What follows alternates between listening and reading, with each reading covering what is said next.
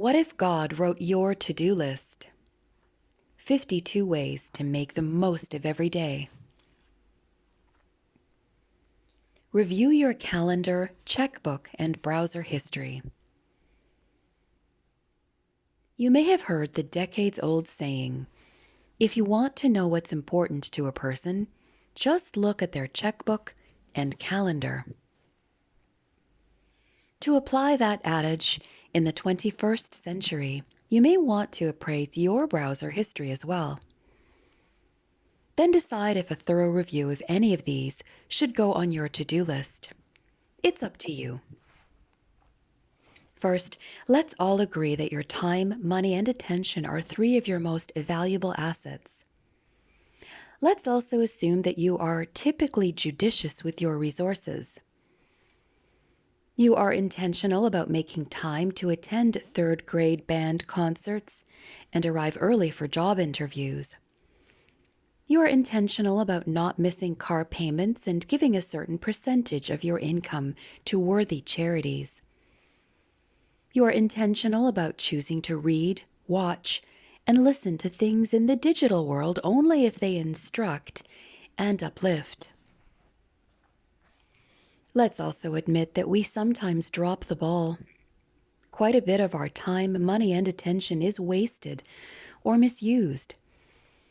When we are haphazard with our schedule, investments, and online activity, it's easy to fall into habits that lead down thorny paths, into dark tunnels and over 1,000-foot cliffs.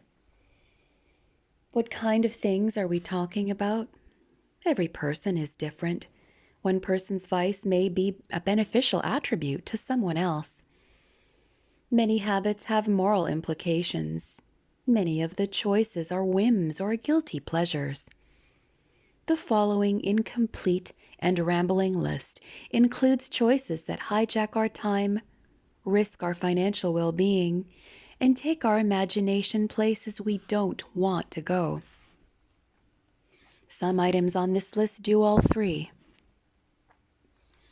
Channel surfing, reading bad novels, spending more than a few minutes of every day on social media, making Starbucks runs, buying yet another pair of shoes, or other fashion accessories, tech gadgets, collections and hobbies that no longer bring joy, unending text and email threads, debating online with lunkheads, letting meetings go way too long, thinking every cough is pneumonia and every headache is a brain tumor, video games, gambling, reruns, the lottery, reality TV, movie sequels, movie remakes, pornography, catalog shopping, online shopping, credit card debt, celebrity tabloids,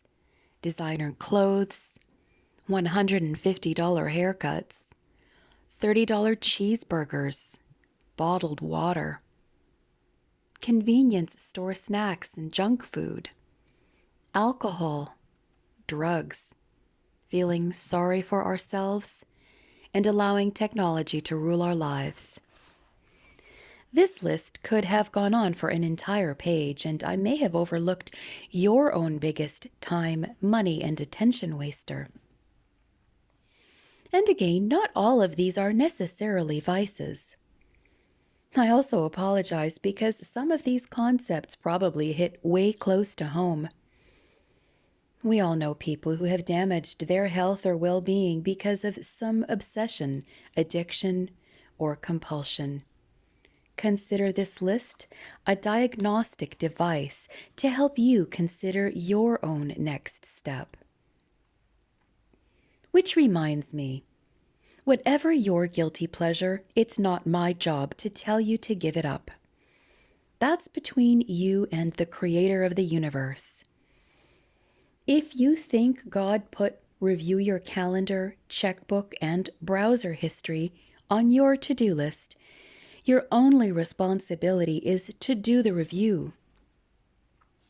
By following through, you may discover that your online shopping is actually a time saver, or your latte runs don't need to be eliminated, just maybe cut by 50%. The goal of this review, and most chapters in this book, is to protect your thoughts, time, and treasure, thereby protecting your heart. As Matthew chapter 6, verse 21 tells us, where your treasure is, there your heart will be also. On the way out the door, you check for your wallet, watch, and phone.